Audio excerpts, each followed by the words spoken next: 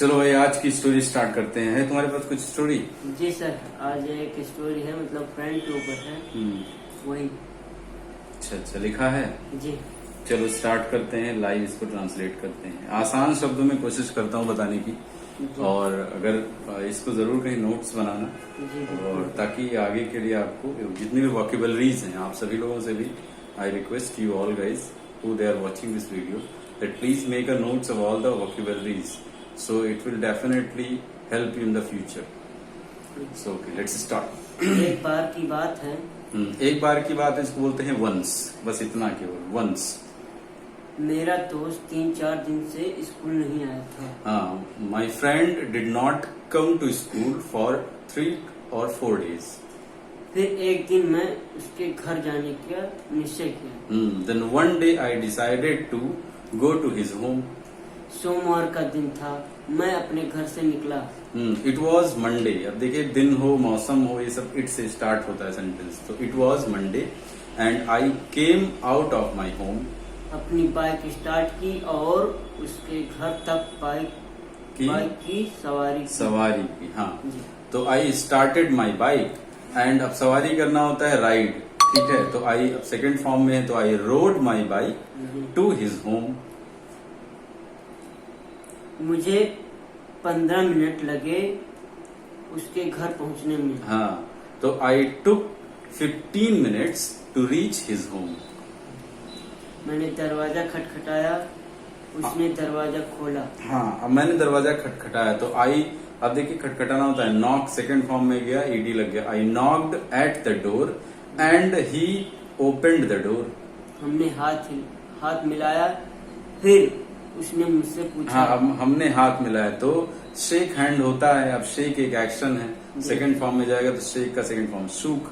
We shook our hands. अब फिर लिखा है क्या? फिर उसने मुझसे पूछा। हाँ, देन अब पूछना होता है, आस्क सेकंड फॉर्म में यानी पास्ट में है। Then he asked to me, यहाँ कैसे आना हुआ। हाँ, अब देखिए फ्रेज है, यहाँ कैसे आना हुआ, इसको हम बोलते हैं व्हाट ब्रिंग्स यू हियर।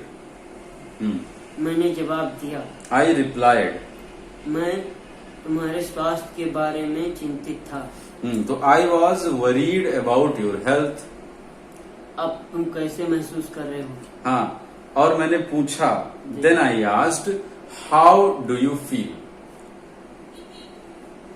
उसने कहा, मैं एकदम ठीक हूँ। हाँ, he said that I am fine.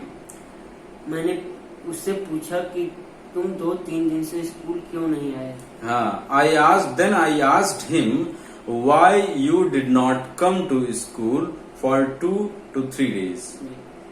उसने जवाब दिया, मैं आजकल थोड़ा सा बीमार हूँ। हाँ, अब he replied, मैं आजकल थोड़ा सा बीमार हूँ। एक नया वर्ड मैं बता दे रहा हूँ, बीमार तो ऐसे सिक होता है, पर थोड़ा सा बीमार हूँ वहाँ बोलते हैं indisposed। तो he said that nowadays I am bit indisposed. मैंने उससे पूछा, I asked him, अब तुम कैसे महसूस कर रहे हो। Now how do you feel? उसने मुझसे कहा, मुझे चक्कर आ रहा है। अच्छा, तो he replied that, अब चक्कर आना होता है डिजी या गिडी, तो वहां मुझे चक्कर आ रहा है। देखिए, आ रहा है कुछ नहीं होता, आईएनजी फॉर्म में हम नहीं यूज करेंगे। मुझे चक्कर आ रहा है तो हम बोलेंगे आई फील डिजी या आई फील गिडी। और मेरा जी भी मचल रहा है। मचला रहा है, जी मिचलाना होता है ना। तो अब यानी उल्टी करने का मन कर रहा है, यही होता है जी मिचलाना। तो हाँ बोलते हैं आई फील लाइक वॉमिटिंग। मैं तुरंत उसको अस्पताल लेकर भागा। हाँ, अब देखिए जाना और भागना दो अंतर है। जाना तो आराम से चले गए, भागना यानी बहुत इमरजेंसी में लेकर भागना। तो देखिए वहां होता है रश, RUSH। तो I rushed him to the hospital. मैंने उसे डॉक्टर को दिखाया, डॉक्टर ने उसे चेक किया। हाँ, मैंने उसे डॉक्टर को दिखाया। अब देखिए अंग्रेजी में दिखाना और देखना, डॉक्टर पर्टिकुलरली डॉक्टर को हम दिखाते हैं जब ये बोलना हो तो हम सी का यूज करते हैं। तो सी का सेकंड फॉर्म सॉ, तो I saw him to the doctor. अब डॉक्टर ने उसे चेक किया, तो अब चेक भी एक वर्ड है और एक होता है एग्जामिन। तो एग्जामिन वर्ड नया लग रहा है, एग्जामिन यूज कर लेते हैं। तो द डॉक्टर एग्जामिन्ड हिम। और कुछ दवाइयाँ लिखी और कहा कि हाँ। अपनी दवाइयाँ समय से खाओ। और कुछ दवाइयाँ लिखी। जी। अब डॉक्टर जब दवाई लिखते हैं तो वहाँ राइट नहीं यूज करते हैं, क्योंकि लिखने की इंग्लिश होती है राइट, जी। पर हम राइट यूज ना करके वहाँ हम यूज करते हैं प्रेस्क्राइब, क्योंकि डॉक्टर हमें प्रेस्क्राइब करते हैं, वो खुद नहीं कहते कि जाओ ले लो। उन्होंने कहा भाई ये चीज सही रहेगा, आप ये खिलाएंगे तो ये सही हो जाएंगे, तो वो कहलाता है प्रेस्क्राइब।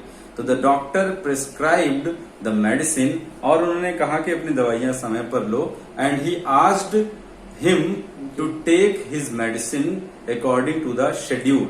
अब शेड्यूल होता है दिन भर की दिनचर्या, सुबह से शाम तक जो समय हो, जैसे खाने के पहले, खाने के बाद, ऐसी कुछ दवाइयां होती हैं। तो वही the doctor asked him to take his medicine according to the schedule. Doctor ने यह भी कहा कि इसके लक्षण बता रहे हैं कि इसको वायरल फीवर है। हाँ, तो डॉक्टर ने यह भी कहा, doctor also told us that his symptoms, लक्षण को बोलते हैं सिम्टम्स, तो his symptoms tell that he has got viral fever. मेरे दोस्त ने कहा कि उसको भूख भी नहीं लग रही। हाँ, उसकी भूख भी नहीं मर गई है। सॉरी, मर गई है। तो मेरे दोस्त ने ये भी कहा कि my friend also said that, या बताया, तो my friend also told that he has lost his appetite. अब एपेटाइट यानी कि भूख, खो गई है, मर गई है, मतलब किल नहीं यूज करेंगे, यहाँ चली गई है, तो he has lost his appetite. हम घर वापस आ गए। We came back to home. फिर मैंने उसे बताया कि ठंडी चीजें उसे मना है। हाँ, then I told him that ठंडी चीजें, तो कोल्ड थिंग्स आर मना है, तो कई वर्ड हैं, फॉरबिडन, प्रोहिबिटेड, तो फॉरबिडन आसान है, तो the cold things are forbidden to him. मैंने उसे दवा समय पर खाने को कहा। I asked him to take his medicine on time. पर वह दवाई खाने में नखरे दिखा रहा था। अच्छा, अब नखरे दिखाना मैं पहले भी अपने कई उसमें स्टोरी में बता चुका हूँ, फिर भी मैं तुम्हें याद दिला दूं। उसको नखरे दिखाना होता है मेक अ फस, तो वह दवाई खाने में नखरे दिखा रहा था। Then he was making a fuss to take medicine. ठीक है, बस अब देखिए मैं आपको कुछ एक बोनस सेंटेंस तुम्हें भी और व्यूअर्स को भी बता दूं।